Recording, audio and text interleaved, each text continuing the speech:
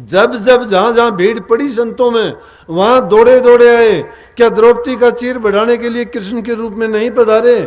अरे जब जब उनके प्यारों को कोई तकलीफ दिक्कत होती आके, और वो कहते हैं कि बोल मैं ये करूं, लेकिन अगर कोई संसारी जीव गलती से ही कह दे तो बेशक, लेकिन संतों ने उसको भी स्वीकार नहीं किया। संतों ने तो हाथ जोड़ के उनसे माफी मांगी कि मैंने प्रभु को इस छोटी सी बात के लिए ये कष्ट दिया, कि मेरे इस नीच कर्म के लिए, कि मैं अगर थोड़ा बर्दाश्त कर लेता तो मेरा क्या जाता, प्रभु को दुख नहीं होता। प्रभु के भगत जो होते हैं वो किसी को भी दुख नहीं देना चाहते। अरे हम तो जबान से, शरीर से, मन से कभी अच्छा सोचते ही नहीं, कभी किसी का अच्छा करते ही नहीं, कभी किसी को दो मीठे शब्द बोलते ही नहीं, फिर कौन सी भक्ति करेंगे हम? फिर किस तरह से हमारा ये जीवन सुधरेगा? कौन सा परोपकार का काम करेंगे? परोपकार का काम जब तक नहीं करते हैं, परमार्थ के रास्ते पर कैसे चलेंगे? उल्टे हम तो पाप के मार्ग में और ज्यादा प्रवृत्त हो गए हैं। हम तो भ्रूण हत्या जैसा जुल्म करते हैं, घरों में ही हमने ऐसे पाप करने शुरू कर दिए, और फिर भी हम ऐसे बने रहते हैं कि मैं बहुत धर्मात्मा हूं। अरे हम चलते हैं धर्म के मार्ग पर और पर्दे के पीछे करते पाप हैं। किससे छिपाते हैं? क्या प्रभु से छिपाते हैं? वो सबके देखता है। राम भरोसे राम झरोखे बैठ के सबका मुजरा ले, जैसी जिसकी चाकरी वैसा ही फल दे।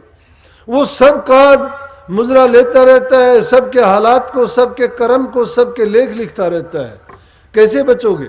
फिर अगर दुनियादारी के आदमी ने भी कभी किसी को नुकसान पहुंचाने की करी और प्रभु ने आके प्रकट होके कहा कि बोल अगर चाहता हो तो इसको मैं ये करूं, इसको ये सजा दूं अभी, फिर भी उन महापुरुषों ने प्रभु के सामने हाथ जोड़ के अनुनय विनय प्रार्थना की और उनसे कहा कि हे मालिक, कि इनको सद्बुद्धि दे दे, इनको सजा ना दे कोई भी।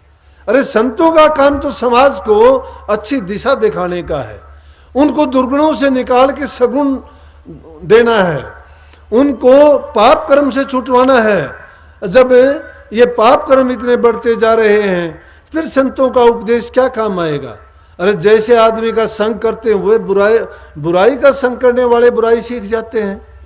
शराबियों के पास बैठते हैं वो शराब पीना सीखते हैं, सुल्फा गांजा पीने वालों के साथ कुछ दिन बैठ जाता है उसके साथ पीना सीख जाते हैं, ताश खेलने वालों के साथ ताश खेलना सीख जाते हैं, जुआ खेलना सीख जाते हैं। आप लोग सत्संगों में आके आपको इतनी अच्छी बात बताई जाती हैं, अच्छा भोजन आपको परोसा जाता है, कोई बुराई की बात तक आपको नहीं सुनी दी जाती। अगर थोड़ी भी आप में कोई ऐसी चीज नजर आती है, कदम कदम पर चेताया जाता है और फिर भी आप में हम में कोई सुधार नजर नहीं आता, तो फिर हमारा कल्याण कैसे होगा? हमेशा सतत ये प्रयास करो कि हम अपनी बुराइयों को गिन गिन के निकालें। जब अपनी बुराइयां हमारे से निकलती चली जाएंगे, उनसे बरी हो जाएंगे, पाक साफ हो जाएंगे, पवित्र हो जाएंगे, तो हमारे पास नाम की कमाई करने में देर नहीं लगती। मैं कहता हूं पलक मारने की देरी है। अंदर में शब्द की डोर इस प्रकार से है जिस प्रकार से मकड़ी का तार लगा हुआ है। आप एक बार शुभ कर्म करना तो सीखो, गुरु की शिक्षा को एक बार अपना के कुछ समय के लिए देखो कि जिस प्रकार से वो मकड़ी तार को छोड़ के नीचे आती है और उसी तार को पकड़ के ऊपर चढ़ जाती है। हमारे अंदर में भी उस अनामी धाम से, राधा स्वामी धाम से शब्द की डोर नीचे की तरफ आई हुई है। वो सब 18 मंडलों में से गुजरती हुई नीचे के स्थान पे आके टिकी है और सूरत को उसके सहारे पर जब चढ़ाओगे तो पल मारने कहीं उसका पपील का रास्ता है, कहीं मीन का मार्ग है, कहीं मकड़ी का रास्ता है। ये रूहानी बात है, ऐसे नहीं। कोई कभी तो वो मच्छी में ये ताकत होती है कि पानी की धार उल्टी पड़ती है, उसमें उल्टे रास्ते भी चढ़ जाएगी। मकड़ी अपना ही तार छोड़ के, जो इतना झीना तार होता है दिखता भी नहीं, मकड़ी उसको पकड़ के वापस चली जाएगी। और फिर इसको अलल पंख का मार्ग भी कहते हैं। अलल पंख जैसे तो तब होते हैं कि जब हमने वो रसाई प्राप्त कर ली कि उन मंडलों में से उन शब्द धुन को सुनते हुए नूरी गुरु की ताकत जब हमारे पास आ जाती है, पल में नीचे आते हैं और पल में ऊपर जाते हैं। इसीलिए तो स्वामी जी महाराज ने कहा कि जब ये सूरत आवे देर में तो दे रूप ले ठान, जब ये उल्ट चढ़े ऊपर को तो शब्द रूप पहचान। यही शब्द रूप जब ऊपर होती है शब्द रूप है, और जब नीचे आ जाती है तो यही सूरत का रूप है। आगे भी कहिए कि सूरत शब्द दऊं अनुभव रूपा, तो पड़ा भ्रम के कूपा। ये सूरत और शब्द दोनों अनुभव करने की चीजें हैं, तो किसी भ्रम में पड़ने की जरूरत नहीं।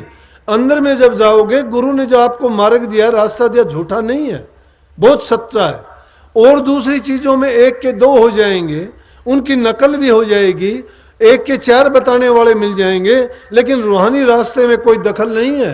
वो बिल्कुल एक है, मंजिल एक है, रास्ता एक है, पहचान उनकी एक है, जगह जगह पर उनकी धुन अलग है। वहां का पुरुष और धनी जो है बताया गया वही है। उनको धुनों को सुनते हुए, उन पहचानों को देखते हुए जब ये रूह ऊपर को चढ़ेगी तो इसके अपने आप वो पर्दे नीचे उतरते चले जाएंगे। लेकिन उनके लिए मैंने सबसे पहले ये बताया कि जब तक हम बाहर से साफ नहीं होते हैं, अंदर में सफाई नहीं हो सकते। अरे बाहर उजड़ा अंदर काला, बुगले कैसा भेष, अंदर द्वेष ईर्ष्या साजे, भक्ति लगे ना लेस। वहां अगर कभी ना जाइयो जी, जिसके हृदय ही में पाप, जिसके हृदय में पाप भरे हुए हैं, बाहर से उजड़े दिखाई देते हैं, अंदर से कलुषित काले हैं, पाप का भंडार भरा हुआ है, तो लाख कोशिश करो नहीं मिल सकते। वो मंजिल कब मिलेगी? क्यों कबीर साहब ने कह दी? कबीर साहब ने कह दिया कि चुनरिया दे के आपको भेजा गया दुनिया में, इसको दाग नहीं लगना चाहिए। कौन सी चुनरिया थी? इस चुनरिया पे तो लाखों दाग लगते हैं। रंग बिरंगे कपड़े पहनते हैं, उनका ही रंग उड़ के लग जाता है। काल कर्म के दाग धब्बे इतने पड़ जाते, पूछो ना, शरीर से करते हैं। लेकिन उस रूह के ऊपर लगे हुए दाग कैसे हट जाएंगे? इनको धोने का प्रयास करते हैं। नानक साहब कहते हैं, भरिए हाथ पैर तन दे पानी धोते उतर सीखे। कि अगर तुम्हारे हाथ पैर शरीर पे अगर गंध लग गया है तो पानी के धोने से साफ हो जाएगा, मुश्किल बात नहीं है। तो शरीर की गंदगी जो लग गई है कपड़ों उनको हम साफ कर लेंगे, नहाने धोने से, जल से स्वच्छ हो जाएगा, पोंछने से हो जाएगा। मूत पलीती कपड़ होए ले साबण हो लइए धोए। अगर इन कपड़ों पे कोई दाग धब्बा पड़ जाता है, उसको साबुन लेके धो के साफ कर लेंगे। लेकिन हुई है मति पापों के संग ओ धोपे नामे के रंग। लेकिन हमारी जो मति है, बुद्धि है, रूह है, उसके ऊपर धब्बे पड़ गए, उनको कैसे हटा लोगे? वो किससे हटेंगे? वो नाम से हटेंगे। और उस नाम के लिए नाम को बार बार उसका चिंतन करोगे, सुमन करोगे, सुमन करते रहो। महापुरुषों ने यही फरमाया है कि उसको चलते फिरते उठते बैठते जब याद करोगे तो धीरे धीरे करके याद करते करते ऐसी पवित्रता आ जाएगी कि वो ऊपर के इसके चढ़े हुए जो कर्म के पर्दे थे उतर जाएंगे और ये साफ और पवित्र हो जाएगी।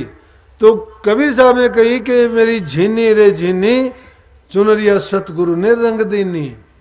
वो झीनी चुनरिया नाम के रंग में रंग दीनी। नाम के रंग में जब जिसकी चुनरिया रंगी जाती है, उस पर सूरदास की काली कमरिया में चढ़े न दूजा रंग। जब वो तुम्हारी एक ही रंग की कमरिया हो जाएगी, दूसरा रंग नहीं चढ़ता है। अरे हम तो गंगा गए तो गंगादास, जमुना गए तो जमुनादास, जगह जगह माथे रगड़ते हैं, यहाँ सत्संग में बैठते हैं, कल को आके कहते हैं ज्योतिषी ने ये बताया है कि उस दिन तेरा लड़का गुजर जाएगा, तो भाई ज्योतिषी की मान ले। नहीं जी, मैं तो आपकी मानती हूँ, आप बताओ। भाई जिससे पूछा हूँ मैं क्यों बताऊँ? वो उसने ये कहा ये हो जाएगा, उसने वो कहा। जिसको अपना नहीं पता वो दूसरे को क्या बताएगा? जिसको अपना नहीं पता दूसरे का क्या बताएगा? किसी जीव को पता है क्या? संतों ने धाड़ धाड़ के कहा कि जीव को याद नहीं है कि कौन कौन से किस किस योनि से आया है बिछड़ के। ये उसको कैसे पता लग गया? खुद को नहीं पता, आपको बताने लग गया वो। उसके पास वो कौन सी किताब है जिसमें लिखा है ये लेख है? अगर लिखा है तो वो लेख हमें भी दिखाओ। अगर वो लेख लिखा है तो लेख पलट भी जाएगा। लेकिन वो जो लेख अमिट लेख लिखा हुआ है उसको संत ही मेट सकते हैं, संत ही लिख सकते हैं, और किसी के हाथ की बात नहीं है।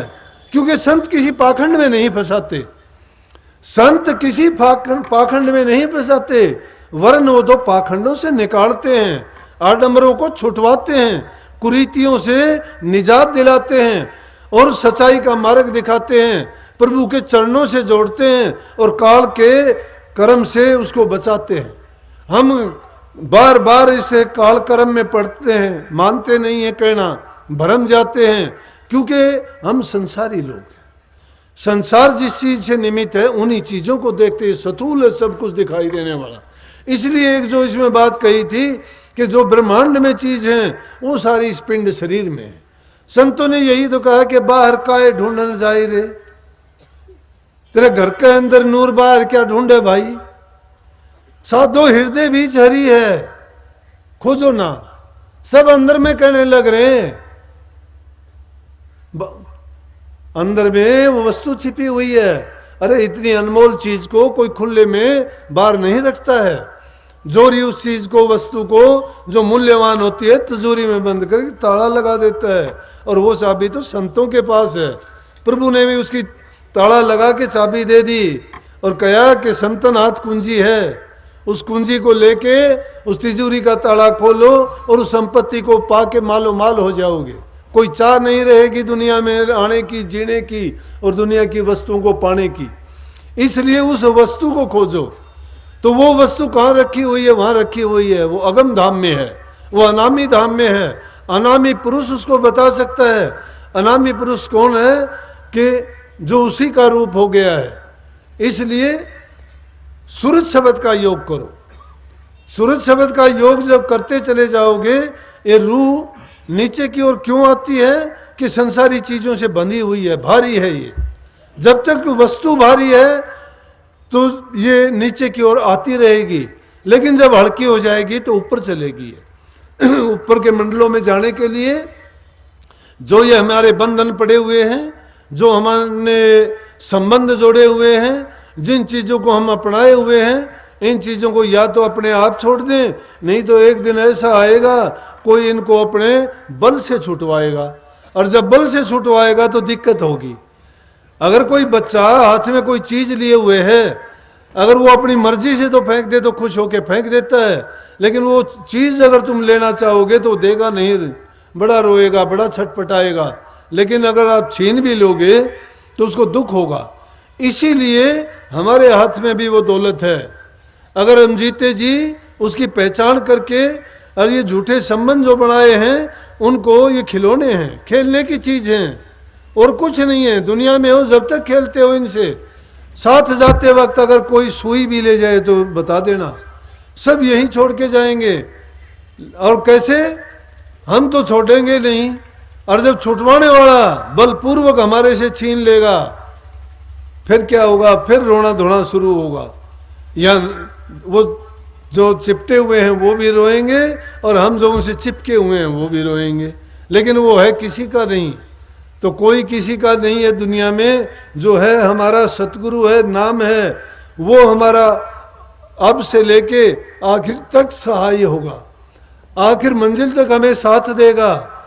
लेकिन गुरु को तुम ना भूलो, गुरु हमें कभी नहीं भूलता है। गुरु को जहां याद करोगे वहीं मिलेगा। दूर समझते हो उनके लिए दूर बैठा है, जो पास समझते हो उनके लिए पास है, जो हृदय में मानता है उनके मस्तिष्क में विराजमान है। इसलिए आज समाज में कहीं पर्यावरण का दुख है, देखो क्या हालत है, कितना बिगड़ा हुआ है। कहाँ पेड़ों को काट दिया गया है, कहीं पानी का बुरा हाल कर दिया गया है, रोग बीमारियां बढ़ती जा रही हैं, लोगों के दिमाग ठीक नहीं हैं, युवा बच्चे बिगड़ रहे हैं। कारण क्या है? ना हम अच्छे संस्कार दे पाते हैं उनको, ना अच्छी शिक्षा और ज्ञान दे पाते हैं। जब वो रास्ते से भटक जाते हैं फिर शिकायत करते हैं, पछताते हैं। उन चीज़ों के लिए ज़रूरी है बच्चों को अच्छी शिक्षा देना। अच्छी शिक्षा नहीं, हम तो पेट पालने के साधन के लिए उनको निकाल के फेंक देते हैं कि जाओ तुम यहाँ से, जो लेना हो ले जाओ। उनको पैसे दे के हॉस्टल में डालते हैं, दूसरे देश में भेज देते हैं। उनका संस्कार का नहीं पता। वहाँ जाने के बाद मांस खाओ, अंडे खाओ, शराब पियो, गलत करो, बुरा करो। उन सभ्यताओं को देख के उनमें वो आदत आती है। उस आदत को देख के वो अपने आप को सभ्य और वो अपने आप को एडवांस मानते हैं। वो अपने आप को सिविलाइज्ड मानते हैं, लेकिन सिविलाइज्ड नहीं, वो गिर जाते हैं। जिन बच्चों में संस्कार नहीं होते वो फिर उस रास्ते पे मुड़ के कभी नहीं आते हैं। फिर उनका कोई प्यार का संबंध नहीं रहेगा। जब आपस में प्यार खत्म हो जाता है, कोई किसी को मानता नहीं, इज्जत सम्मान नहीं है, बूढ़े बुजुर्ग की इज्जत कदर नहीं होती है। क्या करते हैं, बूढ़े बुजुर्ग की कितनी इज्जत कदर करते हैं। बेटा बेटी नौकरी करते हैं, उनको नौकर भी नहीं मानते, अपने माँ बाप को जिनसे शरीर मिला, जिन्होंने पढ़ाया लिखाया, जिन्होंने सब कुछ दिया। क्या करते हैं, पत्नी भी नौकरी करती है, घरवाला भी नौकरी करता है, पत्नी को बच्चा होने वाला है, कहता है अब काम कौन करेगा, आप काम पर जाओगे, मेरी संभाल कौन करेगा, पीछे से बच्चा होगा जब। कहने लगा कोई नौकर रख लें। बोला नौकर को पैसे देने पड़ेंगे, पैसे देने पड़ेंगे तो माँ को बुला लेते हैं, माँ को नौकर की जगह बुलाते हैं कि नौकर के पैसे नहीं देने पड़ेंगे, माँ से काम करवाने के लिए उस माँ को बुला ले, अदरवाइज माँ बाप से रिश्ता नहीं है कोई भी। क्यों नहीं है, संस्कार नहीं है। तो ऐसे वक्त में इन बुराइयों में क्या आप सोचते हो कि भक्ति के रास्ते में या अच्छे संस्कार वाले हमारी संतान होगी, क्या हमारा समाज उन्नति करेगा कि गिरेगा? आज क्यों खुल के बुढ़ापा घर खोल दिए गए। जिनके घरों में बच्चे हैं, उन्होंने घर बनाया, सारी जिंदगी कमाया, सब कुछ बच्चों को दिया, और फिर उनके बच्चे कहते हैं कि इनको जो है ओल्ड एज हाउस में छोड़ दें, बुढ़ापा घरों में छोड़ के आते हैं उनको।